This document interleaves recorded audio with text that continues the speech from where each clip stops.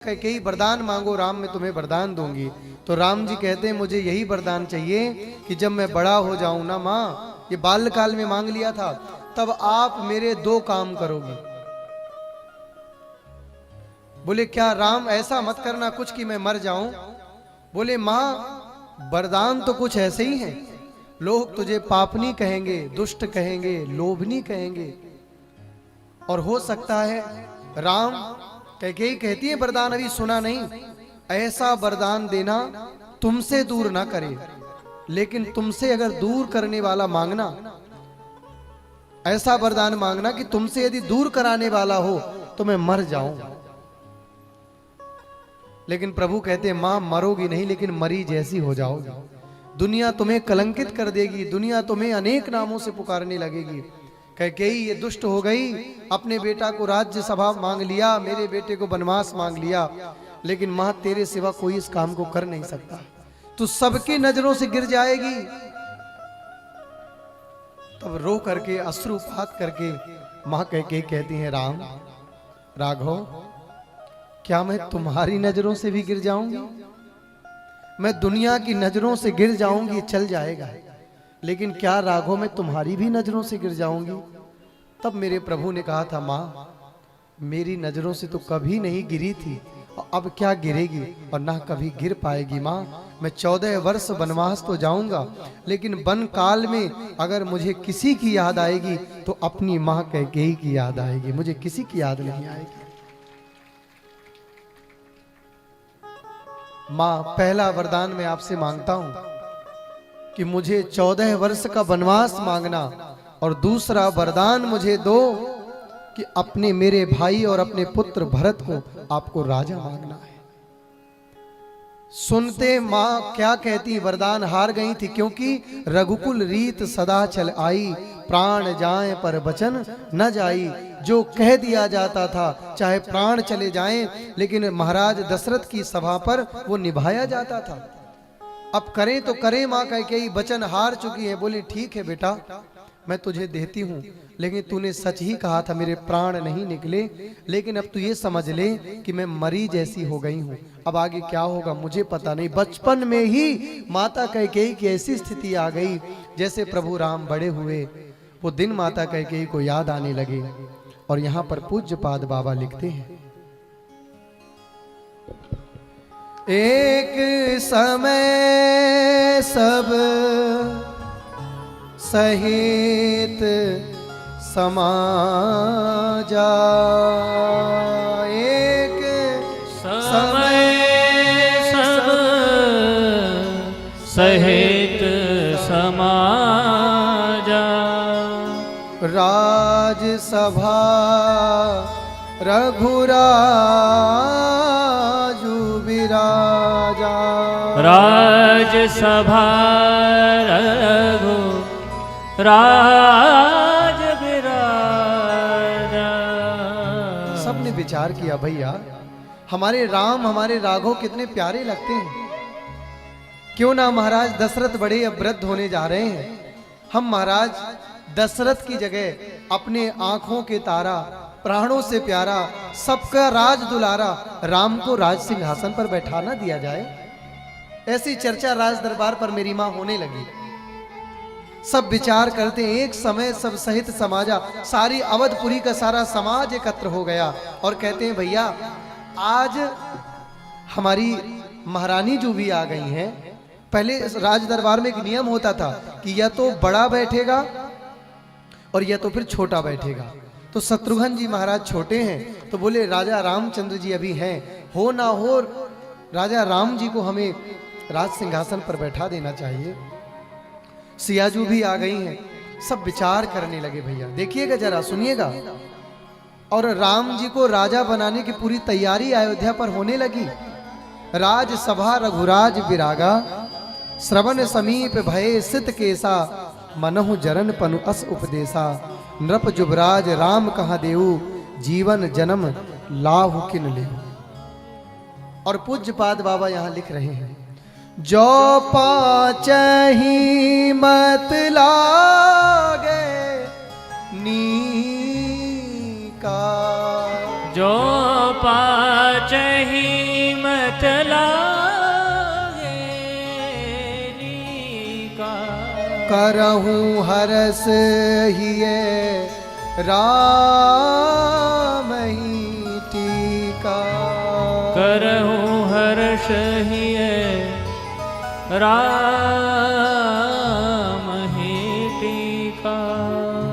अब जैसे ऊपर देवताओं ने सुना कि यदि राम राजा बन गए और राम का राज्याभिषेक हो गया तो कहीं राम जी बन जाने के लिए मन अपना बदल ना दे, और यदि राम बन नहीं गए तो भैया सबरी के बेर कौन खाएगा, उस जटायु का उद्धार कौन करेगा, कोल भील किरातों को गले कौन लगाएगा, और चित्रकूट में 12 वर्ष कंद मूल फल खाके समय कौन बिताएगा, चित्रकूट में दंडिकारण्य में पंचवटी के संतों को कौन गले लगाएगा।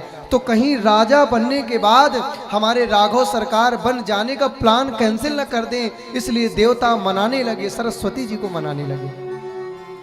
अरे मैया, आज राम जी का राज्याभिषेक की तैयारी अवधपुरी में चल रही है, आप जाओ और मंत्रा की बुद्धि पर बैठ जाओ। सकल कहीं सब होई है काली, सकल कहीं सब होई है कारी। विघन मनावनी देव कुचाली, विघन बनावत देव पराई विभूति। हाँ देख न सकहि पराई माता विभूति। कैकेयी रोने लगी, झरझर अश्रुपात बहने लगे। राम ने जो वरदान मांगा था, आज मैं कैसे ये वरदान मांगूंगी। हे नाथ, मेरे प्राण क्यों नहीं निकल जाते। जरूर राम कौशल्या के हैं, लेकिन सबसे ज्यादा प्रेम राम से मैं करती हूँ। अपने आंखों के सामने राम के लिए 14 वर्ष का वनवास और भरत के लिए राज्याभिषेक कैसे मांगूंगी। मेरे प्राण निकल जाएं। सारे देवता माता सरस्वती को मनाने लगे, तुम जाओ और मंत्रा की बुद्धि पर बैठ जाओ, मंत्रा की बुद्धि फेर दो। मंत्रा दासी है कैकेयी की, और कैकेयी की बुद्धि घुमा देगी ये मंत्रा। तब राम राजा नहीं बन पाएंगे, भरत को राज्य गद्दी मिलेगी, तब राम वनवास जाएंगे। और राम वनवास यदि ना गए तो राम का राघव बनना, त्रेता में अवतार लेना, और सारे संत उदास रोते रोते मर जाएंगे। नाम मंथरा मंदमती चेरी कैकेयी केरी। हाँ राम मंथरा मंदमती कैकेयी चेरी रे। अजस पिटारी ताही करी गई गिरामती फेर। गई गिरामती है, गई गिरामती है।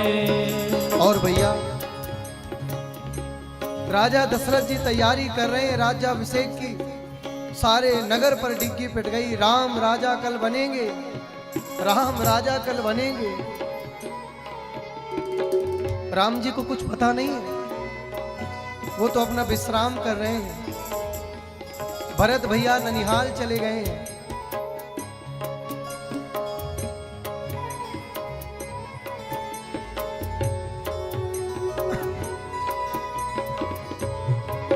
और सच बताऊं बंधुओं, जब हम किसी से बड़ा प्रेम करें, बड़ा हमारा लगाव हो जाए, और कोई कह दे कि तुम झूठा नाटक जिससे बहुत प्रेम करते हो इसके प्रति कर दो, तो वो भी किया नहीं जाता। भले वो झूठा है, लेकिन जिससे हमारा प्रेम है, लगाव है, उसके प्रति हम झूठा नाटक कर नहीं सकते हैं।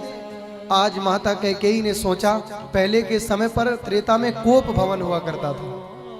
अपनी कोई बात यदि मनमानी होती थी ना, तो कोप भवन पर जाके लेट जाया कर जाती थी रानियां, और फिर महाराज आते थे और उसका कारण पूछते थे, और फिर उठा करके लाते थे और उनका कारण मांगते थे, मान जाते थे। 3 वरदान कैकेयी ने भी महाराज दशरथ से मांगा था जिस समय उनके प्राणों की रक्षा की थी। कोप भवन सुनि सकुच उराऊ, भय बस अगुड़ परई न पाऊ। कोप भवन पर माता लेटी हैं। जैसे दशरथ जी राज दरबार से आए, बोले कैकेयी नहीं दिख रही, कहां गई? बोले कैकेयी मालकिन तो आज बहुत नाराज है, वो तो कोप भवन पर लेटी है, पता नहीं क्या हुआ है। महाराज गए, कहते हैं अरे कैकेयी हुआ क्या आपको? आप कैसे, आज तुम्हें पता नहीं? अरे राज दरबार में पूरी डिग्गी पिट गई है, आज तो राम राजा बनने वाले हैं, पूरी अयोध्या जगमगा रही है, आज तो सारे त्रिभुवन के देवता बड़े प्रसन्न हैं, आज हमारे प्रथम पुत्र सबसे ज्येष्ठ पुत्र आज राघव राजा बनेंगे, चलो चलो, ये अपशगुन काहे मना रही हो, चलो ना, ऐसे लेटना ठीक नहीं है, ये अच्छी बात नहीं है, चलो ना। कैकेयी कैकेयी बहुत रुष्ट हैं, कोप भवन पर लेटी हैं और कहती हैं सुनिए महाराज, सुनाहू प्राण प्रिय भावत जी का, देहु एक बर भरतहि टीका। देहु एक बर भरतहि टीका। सुनहु प्राण प्रिय भावत जी का, राजा राम नहीं बनेंगे, राजा तो मेरे पुत्र भरत बनेंगे। देहु एक बर भरत ही टीका, मांगऊ दूसर बर कर जोरी, पुरवहु नाथ मनोरथ मोरी, तापस बेस विशेष उदासी। अब सुनिएगा, मानो दशरथ जी के प्राण निकल गए। दो वरदान मांगे हैं माता कैकेयी ने। पहला वरदान बोले राजा राम नहीं बनेंगे, राजा दशरथ वो राजा भरत बनेंगे। और दूसरा, अब दूसरा वरदान हाथ जोड़ करके मांग रही है। देखो माता कैकेयी भी कह नहीं पा रही हैं, लेकिन रघुकुल की रीति है कि जो वचन ले लिया वो वचन हमें निभाना ही पड़ता है। हाथ जोड़ के कहती है पहला वरदान तो ये होगा कि राजा भरत बनेंगे, और दूसरा तापस बेस विशेष उदासी। तापस बेश विशेष उदासी। 14 वर्ष राम बनवासी। 14 वर्ष राम बनवासी। ये शब्द सुनते महाराज दशरथ जी का मुकुट जाके नीचे गिरा, उनका पीतांबर जाकर के गिर पड़ा और कहते अरे कैकेयी ये तुमने क्या मांगा? मोहरे भरत राम दुई आंखी, और तुमने तो मुझे जीते जागते मुझे अंधा कर दिया, तुमने मेरी मानो दोनों आंखें फोड़ दी। अरे तुमने, भरत तो मेरी एक आंखी है, मेरे मोरे राम भरत दुई आंखी, भरत को राजगद्दी तुमने मांगा, मुझे कोई कष्ट नहीं हुआ, लेकिन तुमने राम को 14 वर्ष का वनवास मांग के तुमने मुझे जीते जागते अंधा कर दिया। कैकेयी ये तुमने क्या मांगा? अरे राम ने तुम्हारा क्या बिगाड़ा? अभी तो ब्याह हुआ और अभी तो राजा बन भी नहीं पाए राम, और उससे पहले तुमने वनवास मांग लिया। बंधुओं यही होता है, प्रकृति जब हमें कष्ट देगी तो चारों तरफ से कष्ट आते हैं। दुखों के बादल जब हमारे जीवन में छाते हैं तो चारों तरफ से छा जाते हैं भैया, और जब सुख का समय आता है तो चारों तरफ से आता है। दोनों वरदान मांगा।